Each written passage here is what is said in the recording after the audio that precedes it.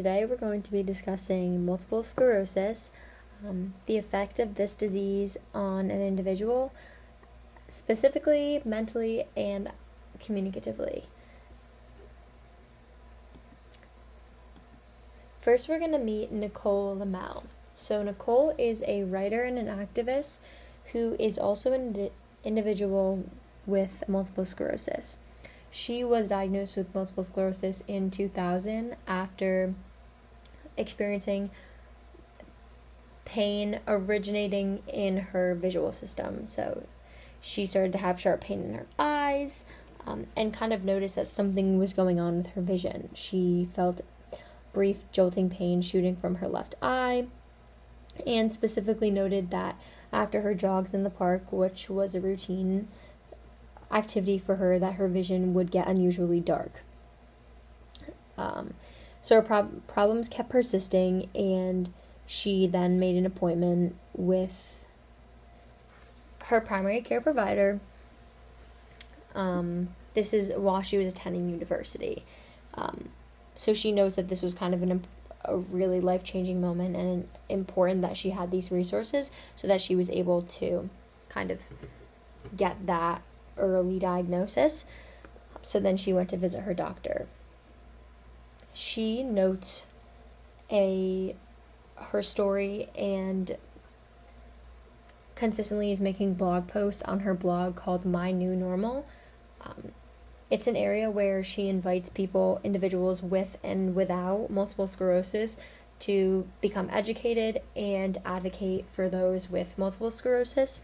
She notes a specific quote in her blog as well as on her Instagram page, which is where she has a majority of her following. And it states, "If you know someone who has multiple sclerosis, call, text, or email that person. Ask if they need anything. MS can be a lonely and isolating disease." We will get into how multiple sclerosis is specifically isolating in terms of communication. It's just important for us to get the story from someone who's living it. So we're going to discuss what is multiple sclerosis.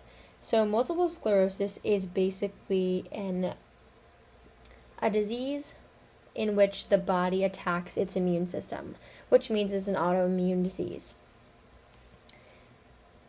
It directly goes after myelin sheath, which is a layer of fat that encases your neurons, which those little neurons send signals to each other. They kind of tell each other what to do. It makes those signals faster so they can get to those areas faster. It kind of destroys those. So now these signals aren't going to be sent as fast.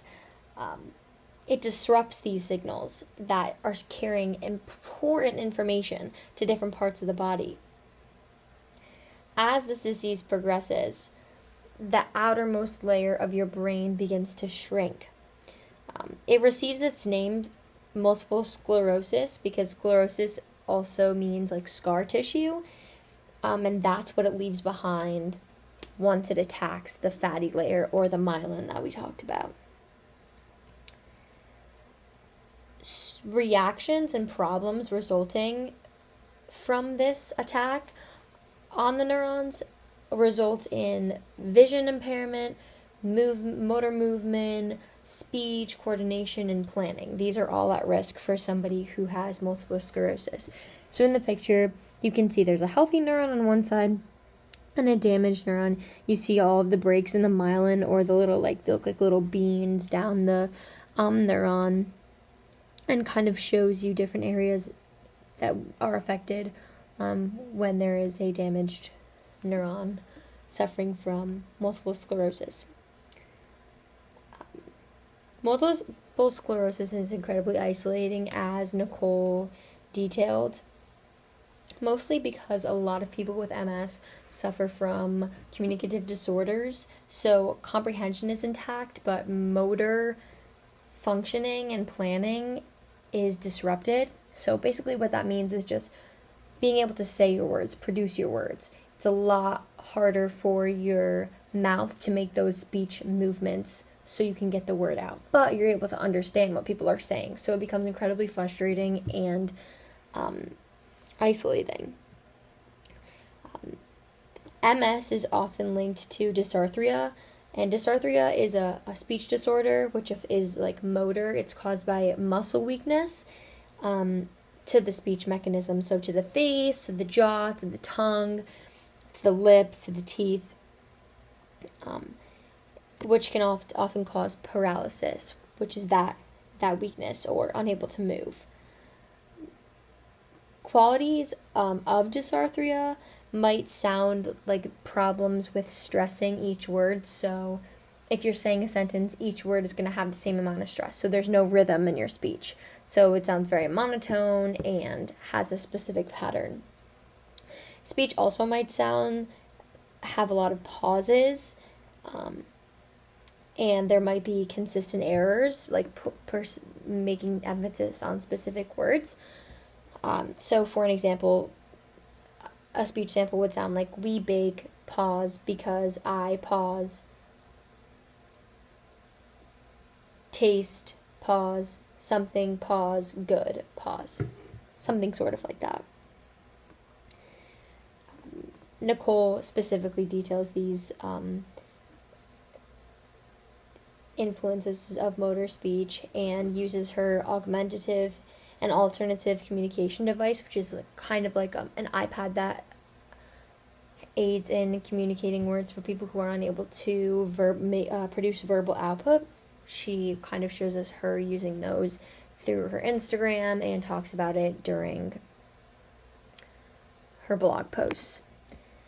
This is a figure that kind of shows different ways that MS affects speech and the symptoms that you can kind of expect from somebody who's suffering from MS. So again, that abnormal speech rhythm, they might sound raspy or strained, a monotonous speech, uneven speech volume, having that difficulty with their motor movements, so like we talked about, like moving their facial muscles or their tongue, and the inability to speak louder than a whisper, and they might not be recognizing that they're having a louder than a whisper.